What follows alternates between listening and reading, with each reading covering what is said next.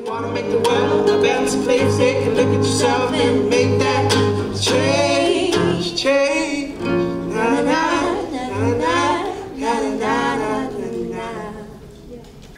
I want to talk about three things today: success, impact, and action. Imagine this. You have a heart condition. You have a 40% higher chance of sudden death. You can't drink caffeine, so no coffee or tea or alcohol. You can't dive or run. But you push yourself anyway. You go for 5 km runs once a week. You run for about 20 seconds, and your heart rate goes up to 170 beats per minute. An average person's heart rate is 70 beats per minute. You can't run anymore. You brisk walk instead. Your heart rate remains the same. It's pumping very hard and very fast, and you can feel how irregular it is. The music in your ears drowns out the sound, but you still can feel it. The palpitations tell you every single time you run. It makes you ask yourself, is this it? Am I going to die today?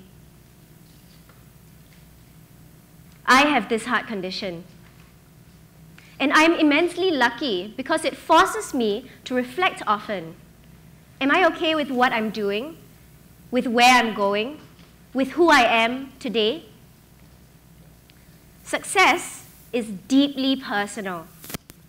Success is actually about fulfillment of your dreams and your potential. And in the end, success is about happiness. I keep hearing all these inspirational stories about people who have run races without legs or hiked across continents. But I can't relate to them. I mean, I can't even keep up with the aunties in a simple aerobics class in the gym. So I understand the message, but most of the time I just feel really worthless. What can anything I do measure up to what they've done? And this exact sense of inadequacy is a modern disease. The disease that makes us compare our achievements instead of working together. The disease that makes us fear losing out. And no one wants to lose out, right?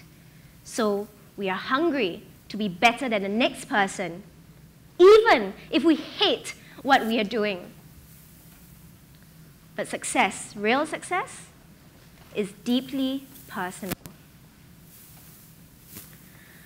There's a story I came across. Some of you may have read or heard it before. A woman whose work is to relieve the suffering of dying patients said, "People grow a lot when faced with their mortality. When questioned about regrets they had or things they may have done differently, a few common themes surfaced again and again. Here are the most common ones. Number 1, I wish I had the courage to live a life true to myself, not the life others expected of me.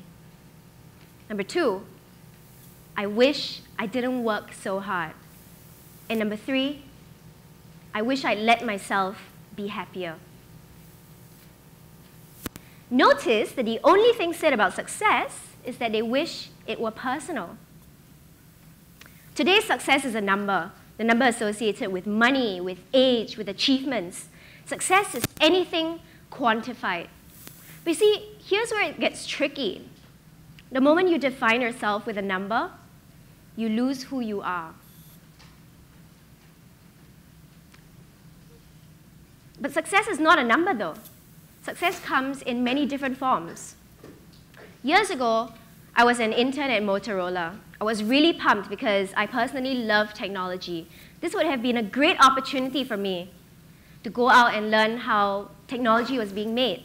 So on the first day, I went in and I was given 2 weeks to do data entry on a stack of surveys.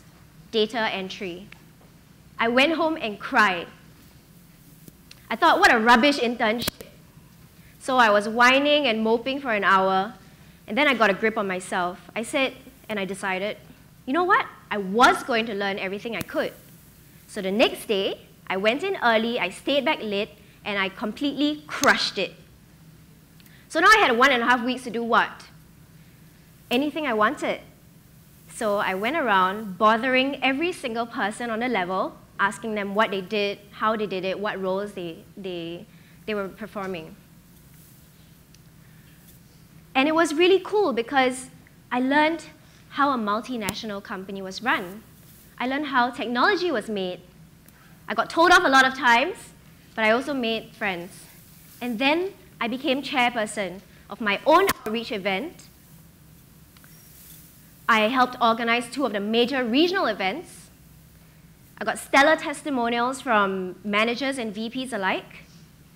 And I actually received an award for outstanding performance. And I was so pleased with myself. But you know what? To everyone else, it was just an internship. So why did it matter? Because of impact. The impact of paying your dues. The impact of learning and practicing humility, diligence, and discipline so that today I can competently contribute in my work and improving lives through that.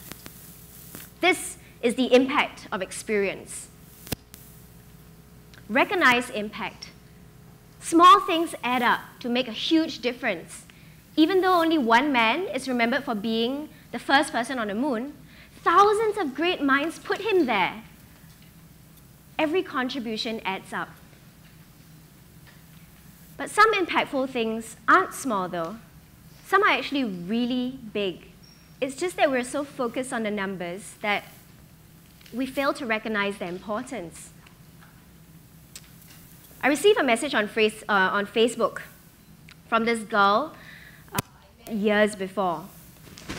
She said to me, "Thank you for being so nice." I replied and I said, well, I'm sorry, I don't recall what you're talking about.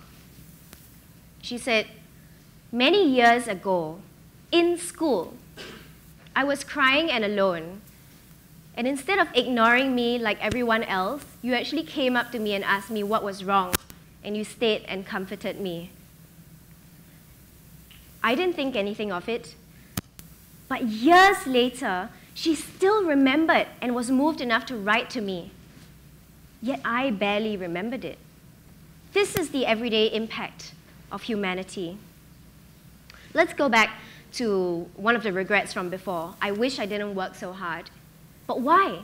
Because then we have neither the time nor the focus to appreciate things, to be human, to share experiences with others. I'm sure all of you here have very strong memories of teachers that you've had in your life. But do you realize that whenever you go back to say hi, they may not actually recall the same things you do? So if we remember such experiences so vividly, then why aren't we focusing on what is so obviously important to us? In the end, what makes us matter is not our grades, not our money, not our achievements. It is our humanity. Another lost ruin of modern times is integrity. I held a focus group for my business a week ago at 7 p.m. On the same day, one person canceled.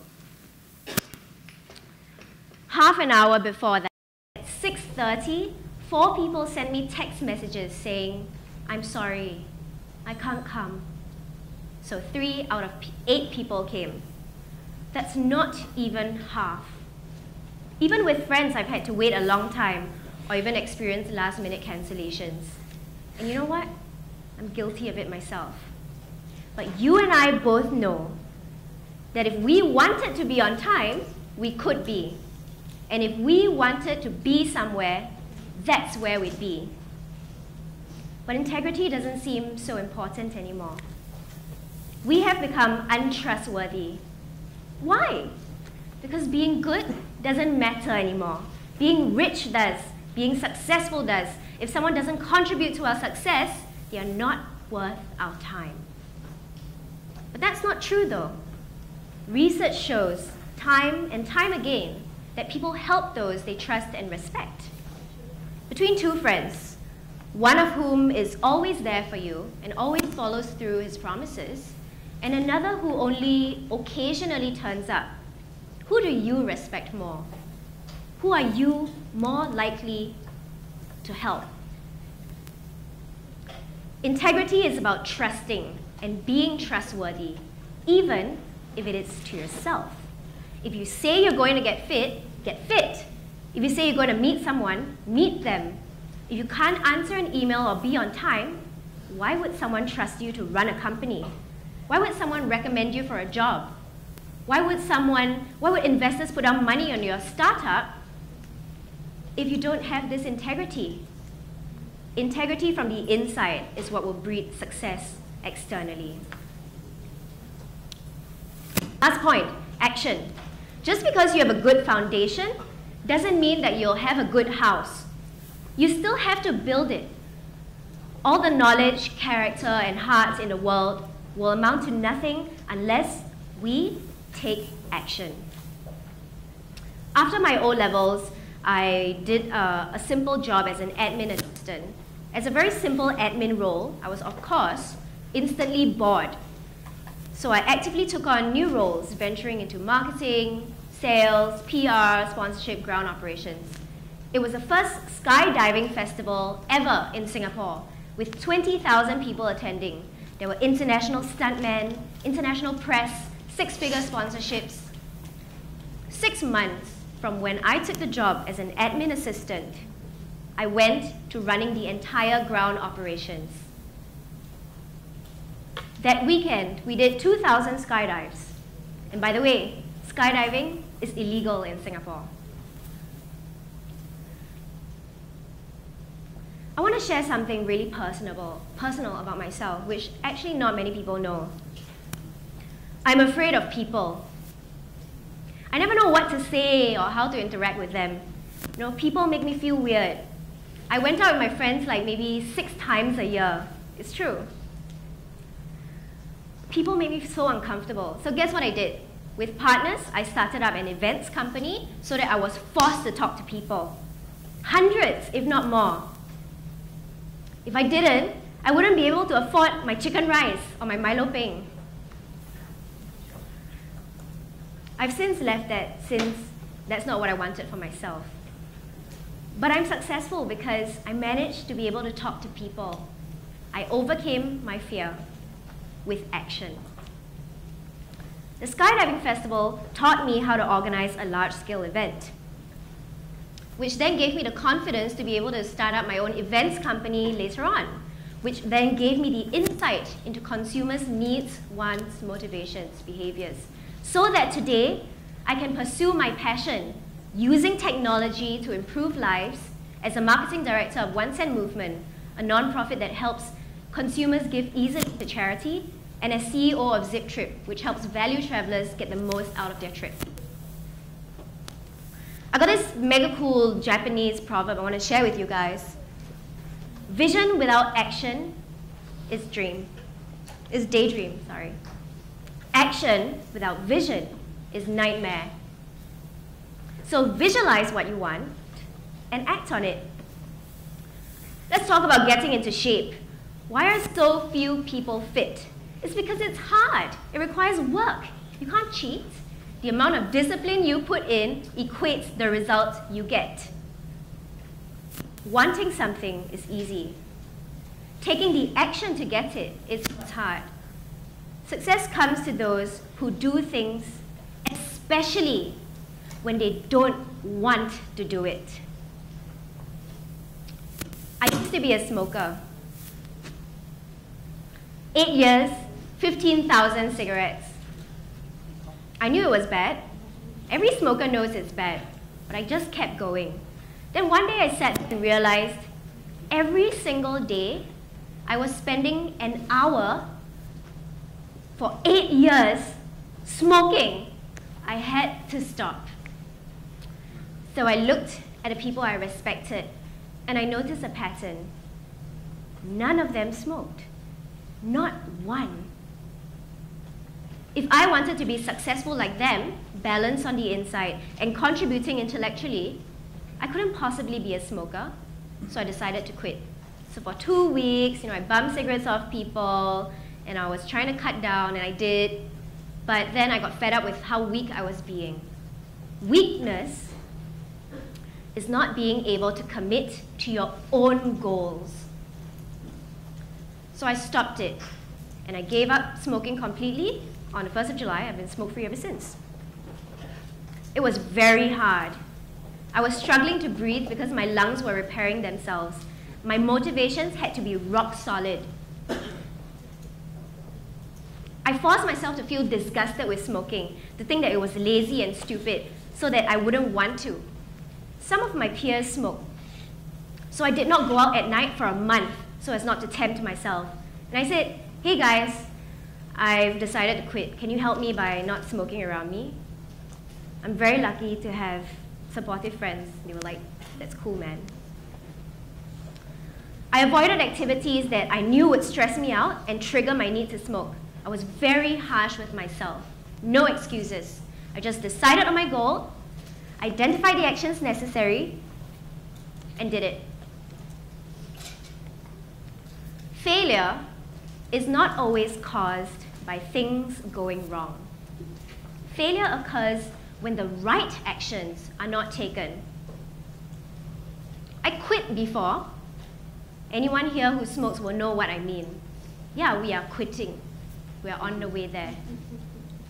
But I always failed because a part of me still wanted to smoke. I did not want to give it up. So I identified that part and I conditioned myself to associate smoking with traits that I despised so that I wouldn't want it. Bad grades are not caused by a hard exam. The exam is hard because you don't understand the subject well. Failing to get a leadership position is not because you weren't chosen.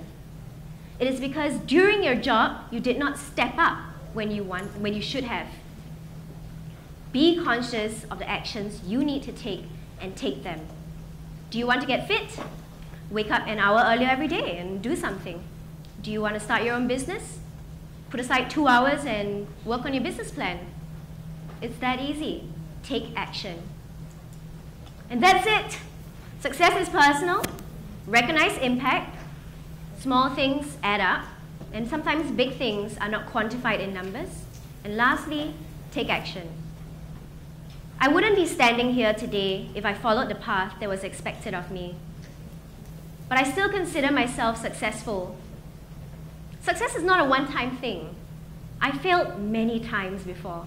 Just get up, dust myself off, and move along. You know why? Because failure is overrated. It's so yesterday. Don't be afraid of it. Just keep trying using different methods. Here's a thought. If every single person here just decided to be 10% better, just 10%. I mean, today, you can clear a disorganized space, you can get rid of lousy eating habits or bad posture. Just choose to be better, knowing that it will contribute to your eventual goal in mind. And so if everyone decided that, collectively, this place, this group, this very auditorium could do things greater than any sum of money or any physical feat one person can achieve. Some succeed because they are destined to, but most succeed because they are determined to. And that is evolution of self. Constant change, constant growth, constant success. I'm done. Thank you.